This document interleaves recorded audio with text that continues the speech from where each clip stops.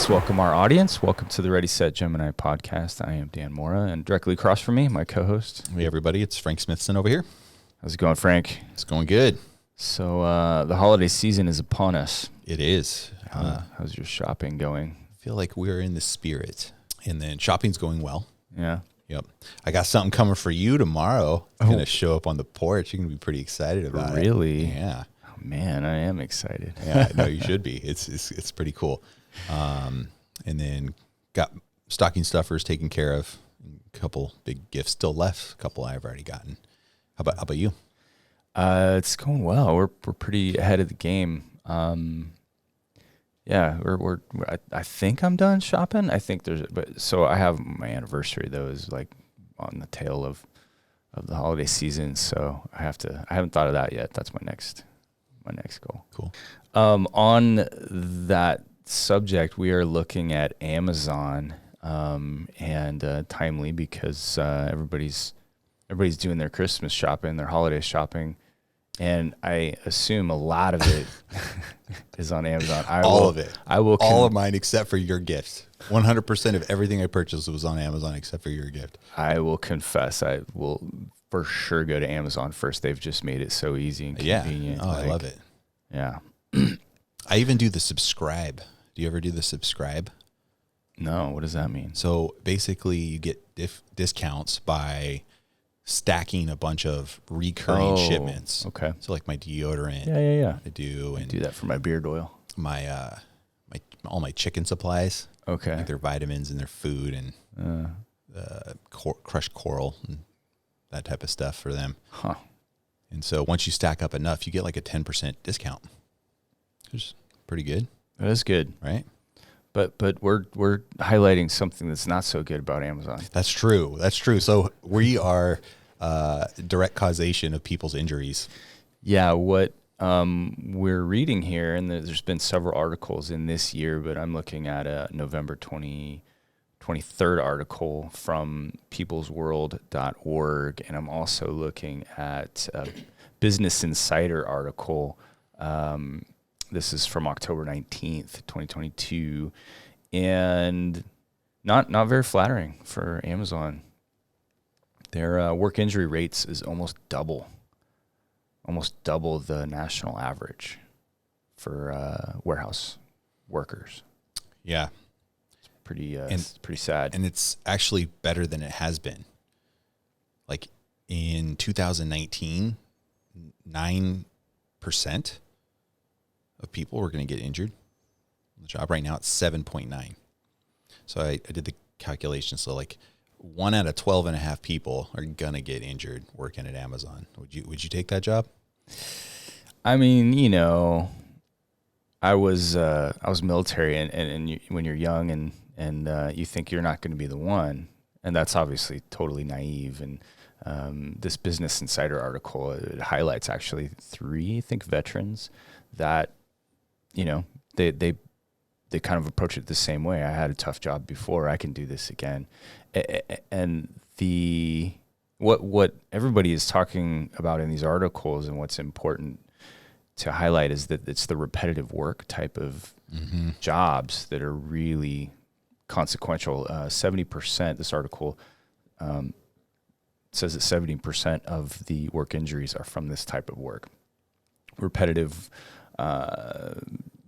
jobs, repetitive tasks, moving boxes, emptying boxes, pulling pallets, that sort of thing. Trigger finger, carpal tunnel, tennis elbow, those types of injuries. Even shoulders and back. A lot of people picking heavy stuff up over and over again. Boxes and yeah. So one of the things that I thought was interesting, and this was from a different article, in 2020, was it, when the pandemic hit? Mm-hmm. Amazon relaxed its like metrics when it comes to how fast things are being pushed through the assembly line, and had a direct correlation to the amount of injuries. Injuries went down. It started to normalize. And then when COVID stopped being such a big thing, hey guys, we're getting back on this. We need to be able to produce, and injuries went right back up. So it's very clear that the pressure that Amazon puts on the workers to, work hard while you're there is what's causing this issue. And I wonder, so that they do have there's a couple of federal cases, there's a couple of state cases in the state of Washington, and so Amazon has chimed in on this, and they think that this is, that these reports are slightly exaggerated. Some of this says it does not reflect does not represent the experience of our more than 750,000 frontline employees. So this is not just warehouse workers that they're talking about. It says they're taking an active investigation. While we're not perfect, the reporting is extremely selective, is kind of what they're saying. Part of that, though, they in a Florida case, they talk about that the rates, the expectation rates, the productivity rates are set at the 25th percentile across a 5-week rolling average, and so it says that it expects 25% of its employees to fail to meet their productivity targets. One comment was, and I think that this is, to get both sides of it, this injured person in this article said that their supervisors and everybody was advocating that they need to slow down to be safe first. That goes against, obviously, productivity targets. It's interesting as a business owner, we deal with this as well. And it leads me to think this is probably much broader than just the type of work that's going on. I think there's probably a culture, a cultural aspect that is really affecting work injuries at Amazon. And what do you think about that?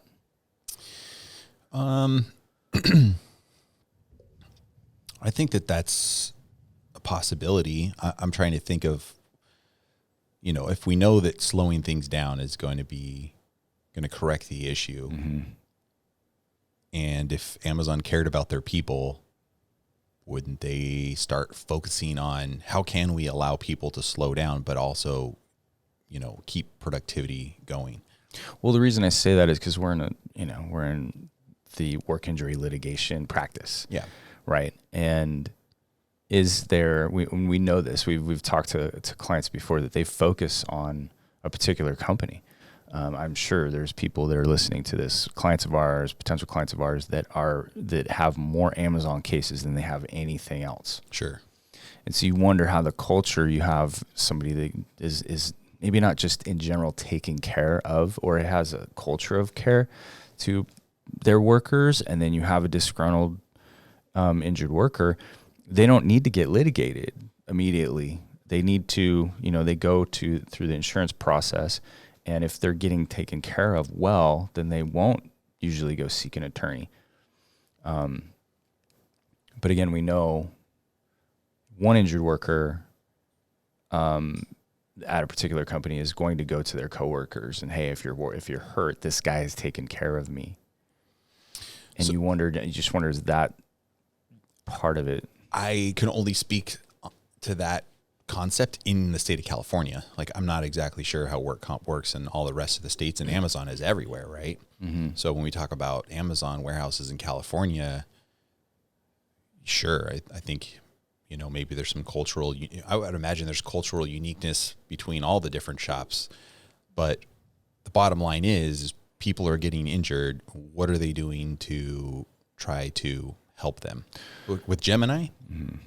we have, seasons where we have ebbs and flows. We got a lot more work than what we have the people in place to be able to process everything smoothly without any stress. Like, that is a season where we don't have stress and everything's rolling really nice. And then sometimes we have like an influx of work, and we have to then ask our people, hey, Saturday overtime, something like that. And we try to then figure out, okay, how do we go back to that place where we're not pushing people. It sounds like Amazon is like, nope, you're coming in on Saturdays every time. If we're busy, here's what it is, and I need you to move faster. And all that's doing is creating injuries. Yeah. All these types of topics, I think we've covered things similar to this in the past. It brings me back to that Fight Club mentality, right? Where, you have insurance companies that are telling you got people dying from your cars and the way that you manufactured them. And then if we pay out insurance fees, it's going to cost you this much. And to actually fix the cars, it's going to cost you this much. Mm-hmm. So then it becomes like a calculation, even though people's healths are involved. Like, where's Amazon in that kind of realm, right? It's a little scary. They're not going to talk about that, but it's so real. I mean, how can you escape that, right? They have productivity numbers. They say it, they have productivity numbers equals dollars.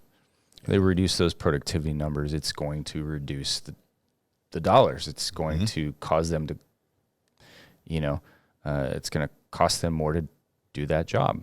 I mean, it's just. Who's the richest man? Is Bezos still the richest man in the world? He's one of them. So he's talked about this. This is interesting. So Amazon, this is from Business Insider, Amazon has said it's working to address its injury crisis.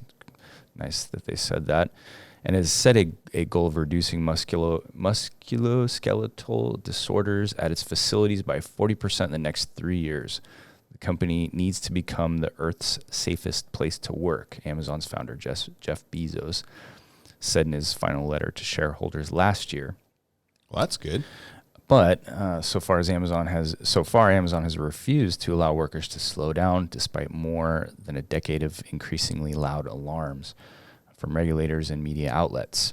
And, quote, "We don't set unreasonable performance goals," Bezos said in last year's shareholder letter. So, okay, one of two things needs to change. Either the expectations on the performance or like the ergonomics, profit. Whatever, right. How do you get people? And obviously there's costs associated with the training that would lead people to understand how to best operate. Or the machines to replace them. Okay, so then now we go back to this automation thing, which is another place my head goes. Like, all right, it's like a calculation. Does it make more sense? If people are getting injured at such a high rate and it's going to start costing the company so much, at what point do you say, all right, the best way to move forward is to just, you don't want to hurt people? Great. You don't have a job anymore and we're going to create machines to do it. And I know Amazon has like led the way in a lot of these types of automations. Got forklifts that are basically drones, go grab stuff off of 5-story tall shelves, and bring it over to people.